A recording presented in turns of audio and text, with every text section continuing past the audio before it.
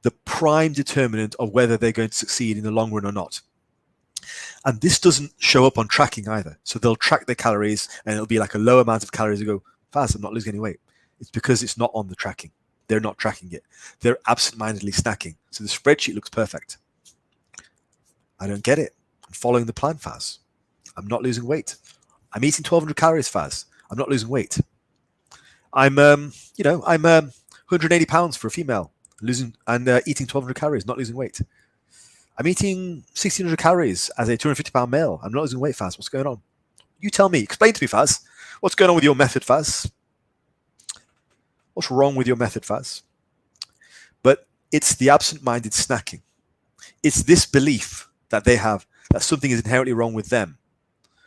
They are broken in some way. And it's not that. It's the fact that their method is incorrect. There's no accuracy. Absent-minded snacking is the worst offender when it comes to stopping people who are large and have been large for a large majority of their life from losing any weight. This is often why they do so well when it comes to what we would consider to be fad diets like keto and stuff like that, because then they definitely can't do this absent-minded snacking. There's no potato crisps on keto, right? If you have set rules, it often works quite well for these large people for that reason, because they don't do well with the gray area between black and white. I want to share with you some examples of things that clients have actually said to me over the years. Now, these are all real statements that people have said where they've been in a situation where they're not losing weight, but they think they're doing a good job. First one is, I had like 10 tortilla chips yesterday, but you know what, Faz? I don't even worry about that. It betrays an attitude. It betrays this attitude because, firstly, the calories do matter. 10 tortilla chips do matter. They're a handful, but they matter. But it also betrays the whole entire attitude towards food. It's like, I'm not even going to track that. That's immediately a large problem. Like, I'm eating stuff which I'm not going to track. Just that statement in itself, it makes the data completely useless and it prevents people from losing weight because 10 tortillas adds up. And if it's just 10 tortillas, that alone is going to add up. Usually 10 means more like 20, which means more like 20 at lunch, a chocolate bar in the evening, it's a handful of nuts before bed. Yeah, you get the idea. Next statement is, I eat 800 calories and I'm not losing weight. In fact, I eat 800 calories and I gained weight. This was a woman who I talked with a few years ago. I've mentioned this story many times. And it turns out in the end, she was actually eating 2,400 calories plus. She actually came, when I first suggested she was overeating and she wasn't eating, she wasn't listing everything she ate. She said to me, what kind of a stupid person would eat something and not be aware of it and not write it down if you'd asked them to write it down? She actually said that to me. In all seriousness, I'm not trying to be funny, but she said, and when I suggested perhaps you're eating stuff and you're not writing it down, she said, what kind of an idiot would eat something and forget about it? But it turns out she was eating 2,400 calories and she was doing exactly that. The next example is, I stuck to the plan and I didn't eat anything bad. I stuck to the plan and I didn't eat anything bad. This was a lady who didn't follow even the plan for 1 day out of an entire month. An entire 30 days, she didn't stick to the plan for 1 day. And the data was right in front of us and she just couldn't see it. And she thinks she stuck to the plan. Again, I'm not saying this to shame anybody, but what this is, it's a testament to the lack of accuracy which has gotten these people into the situation they're in at the moment. Now, that's not me being unkind. It's me giving a reality check, saying, look, if you are going to get down in body fat, it needs to be done in a way which is accurate. Because these question marks, these are very real comments, and they betray this inaccuracy, which leads to stagnation. And the final one is from many years ago when I first started coaching. This guy was gaining weight rapidly. And he was actually trying to bulk, but he was gaining weight like at the region of 2 pounds a week, a ridiculous amount of weight gain. And I kept on at him about weight gain. And he just kept saying, yes, I'm following the plan. And in the end, I had to call him on it. And he replied exactly this. He said, yes, for God's sake, Faz, I follow your plan. I just have some chockies in the evening and some beer on the weekend, but I follow your plan.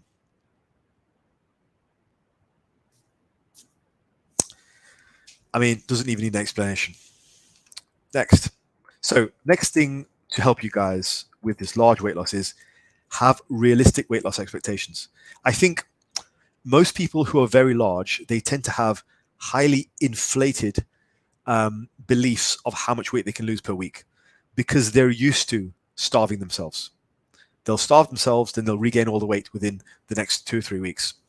Because a quick weight loss for, say, for me, I can drop, 5 pounds in a week, just from water weight, right? But somebody who weighs 100 pounds more than me or 200 pounds more than me, they can drop 20 pounds in a week pretty easily just from water and glycogen. So they're used to seeing big numbers. But the reality is, after the initial burst of weight loss, they will have to slow it down. A realistic rate of weight loss, I always say on my channel, is 0.5 to 1% per week. So that means for a guy who weighs 250 pounds, that is 1.25 to 2.5 pounds. That's after the initial 2 weeks of crazy weight loss. And this is the thing. That's where they fail. Because they'll see the initial weight loss and then they'll stop losing weight. Well, they won't stop. The weight loss will slow down drastically to what is normal, to what you and I might consider to be normal weight loss, which is 1 or 2 pounds per week. But if I drop 1 or 2 pounds a week, I'd be happy because that's true weight loss. But because all they ever see is large 20-pound swings, they have in their heads, okay, weight loss is going to be fast. 1 or 2 pounds, that's nothing. And often a lot of these people will contact me for my VLCD, fastest fat loss approach, which is cool, that's good. But then that's a very strict approach. And yes, you will lose 3 or 4 pounds per week on that, but it's an extremely strict approach. And that's where the whole accuracy comes into play. So you see how it ends up into being a bad situation. So you have to be realistic about what your weight loss is. And the faster rates of weight loss are possible to a point, maybe double, maybe 1.5 times as fast, but they come with a lot of discipline. So that's the next thing. Next one is maintenance breaks. So once the weight loss slows down, after a while, it will get tough. And after another little while, it will get really tough. This is when I would recommend taking a maintenance break. Once you've dropped the initial burst of weight, so you've dropped perhaps 20 pounds, 30 pounds, 40 pounds even, you may at that stage start to take more frequent maintenance breaks. One of the things I did with Ollie, who I showed you at the beginning, was we took a maintenance break of 2 weeks, pretty much every 4 weeks. So that's a lot of maintenance. So burst of dieting for 4 weeks, maintain for 2 weeks. Burst of dieting for 4 weeks, maintain for 2 weeks. And this was towards the end when he'd already lost 50 pounds. And that was tremendously good for a range of different reasons. It recovers your hormonal markers. Okay, it allows for some level of normality. And that's important. You don't want to feel like life is one big diet. Like, you definitely don't. Because if you feel like life is one big diet, then one, it's just depressing. Okay. But after a while, you will start to slack off. Nobody can give 100% all the time. Nobody can. I don't care who you are. I don't care how motivated you are. I don't care how fired you get. I don't care how many times you listen to the speech out of Rocky 5 in the morning before you get out for work. You will start to slack off. You need to have maintenance periods. That will allow you to recover. Also, it will teach you how to eat at maintenance. That's important. Most people who are 50 to 100 pounds overweight, they have a horrible relationship with food, as evidenced by where they're at. So they only really have 2 modes. That is, eat like shit. And I'm sorry to be blunt, but, eat, well, let's put it a nicer way. Eat in the way that keeps you at 250 pounds, 300 pounds, right? That's the first mode of eating. And the second one is massively diet. There's no in between. There's no maintenance. There is no maintenance. And one of the first things these people need to do is, if they weigh 300 pounds and we drop 50 pounds, they need to learn how to eat for 250. And then we drop another 20. Okay, now we need to learn how to eat for 230. Then we drop another 30. Now we need to know how to eat for 200. There needs to be education along the way. And it's part of this whole thing, like eating for life. Nobody teaches these people how to do that because all they hear is diet. And then when they go off the diet, they switch off Instagram and it's just potato chips, potato chips, potato chips. So there's really only 2 ways of eating for them their entire life. And that is eating everything, whatever they want, or dieting. Oftentimes, these people never succeed because when it gets down to the wire, they don't know how to eat for maintenance because no one's ever given them that experience. Whereas that's a big, big tip that I want to share with you guys. Have maintenance breaks. They will teach you how to eat at maintenance. Also, they will reignite your desire to diet again. You will get back into it. The final thing is it prevents you from, this is somewhat what I said earlier, it prevents you from falling into the trap of perpetually dieting, aka never dieting. You will meet people in your life, and I've met them. I mean, I've been doing this for 22 years now. Okay, so I know people from way back when I was in my 20s who right the way through to today have been dieting basically for 2 decades. Imagine your entire life being identified by a failed diet. One big, long failed diet. F that. So maintenance breaks are important because they keep you focused. They keep you focused because somebody who's on a diet all the time is never on a diet. I'm sorry, because if you were on a diet all the time, you would have dropped weight by now. No. Get on the diet, finish the goddamn diet, and get on with your life. Have breaks in between, but specific maintenance breaks, not just going off the gas and not just binging, not just going and putting on a bunch of weight, but also equally not just saying to everyone, I'm still on a diet, I've just stopped losing weight. Well, you're eating at maintenance. Just accept it. So eat at maintenance is a good idea. That's another tip. And multiple maintenance phases are a good idea as you get leaner and leaner. Next thing is, rather than maintenance break, some of you might also want to experiment with a lean bulk. Okay. So like a downward spiral, your weight doesn't have to go linearly down or like down and across. It can actually go down 3 steps, up 1, down 3 steps again. That's okay. I think this gives you a really good opportunity to practice building muscle mass, and allowing you to train with more food feels fantastic. A lot of people don't really have that experience who are very overweight. And I think the issue is many formerly fat lifters are afraid of regaining their fat. I think this comes from what I was saying earlier, which is seeing the wild shifts in weight. So they'll drop 100 pounds. They'll never really want to do a lean bulk again because as soon as they start to fill out, they'll gain like 20 pounds and go, oh, crap, it's just water weight. Again, they're just used to seeing wild swings. They're afraid of eating a slight surplus. But this is the thing. If you do it correctly, a lean bulk for a block of 6 weeks is a huge mental relief. And again, it forces you to practice how to eat normally. It gives you a sense of belief.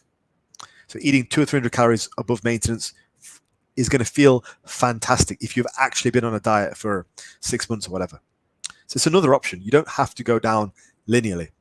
Again, not saying gain it all back, but a small, sensible surplus can be really useful alongside a maintenance break. Now, final 20 pounds, this is when you slow it down. You've really got to settle in because your diet for the final 20 pounds should begin to resemble what your maintenance diet is, which, by the way, you've already begun to practice, okay? You don't want to rush the final 20 pounds. You don't want to be like, I'm just going to starve myself to get down to the shape because I guarantee you're never going to be able to hold on to it. Because if you've never been down to, say, 10% body fat, the arrogance to say, I'm going to starve myself to get down to there, and then I'm going to have all that diet fatigue, all that hormonal, like, horribleness at that weight, all the desire to eat, the fatigue, the lack of willpower, and then on top of all that, I'm going to just somehow magically learn how to eat at maintenance. Doesn't happen. There's far too many people who've gotten to the weight because they've just rushed themselves down there, and before they know it, they've gained it all back again. And that's just their lot for the last 20 years. And yes, I am thinking of specific people when I say that because I know them. And it's sad.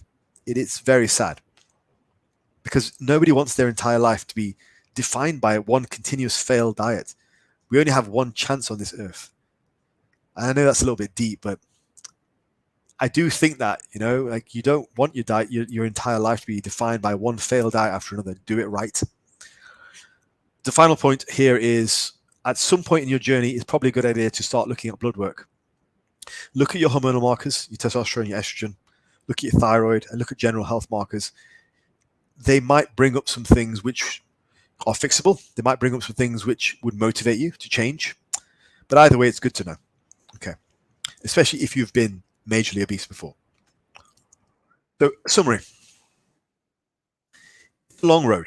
If you're in a position of being, 60 pounds plus, or for a woman, 30 pounds, you have to practice a white belt mentality. One of the major things that happens with people who are very overweight is there's a whole bunch of psychological barriers which build up because they're used to looking at themselves and not feeling sexy, not feeling attractive. They're maybe even used to people making comments about their weight. So there are psychological barriers which get built up. It's very difficult to speak to these people sometimes because they become defensive. They have their own blinders on. Like the woman who says, I followed the plan, I didn't do anything bad, and didn't follow the plan for 1 day out of 30. I just couldn't see it in front of her. Ultimately, you have to practice a white belt mentality with all this stuff. You have to approach it like you know nothing, because more than likely you don't.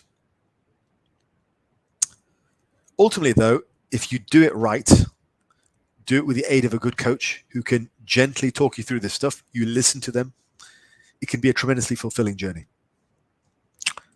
So hopefully that gave you some good practical tips to put into play if you are on a long weight loss journey. I don't often do this, but this is one area where I definitely would recommend hiring someone. It doesn't have to be me. There's a lot of good coaches out there, but one of the biggest shortcuts in your new body and actually holding on to a new body is having the accountability for long enough that your habits can actually get put into place. So it's all well and good counting your calories, having a meal plan, and having good habits, but if you don't execute that for long enough, there won't be enough time to rewrite all your old habits. So having the accountability there really puts you on the right path. One of the best things I ever did was I did at contest prep. I got in shape for bodybuilding. My level of detail, my commitment to that bodybuilding prep was second to none. And it had to be because I'm not naturally lean. I'm naturally very fat. So after that prep, my attention to detail was far better. It really showed me how much I could slack off, how much I had to stay on track, because every little detail matters when you're wanting to get down to sub 10% body fat. But when you do, then you can hang out at 15 pretty easily because you know what it takes. But having a coach for that really allowed me to build those habits and build the efficacy enough time for me to understand exactly what it took, but also ingrain it into my routine. So now it becomes almost effortless, at least to maintain a decent body fat, So that's just what I would suggest you consider. And there's links down below for various ways to work with me. So go check it out. And hopefully that was useful, a longer one than normal, but I'll call it there. And if you haven't yet subscribed, please go ahead and do so. If you have subscribed, hit the bell icon. Apparently that helps. And also like the video. Comments are good for the algorithm, or so I'm told. But in any case, I will speak to you guys next time. Take care.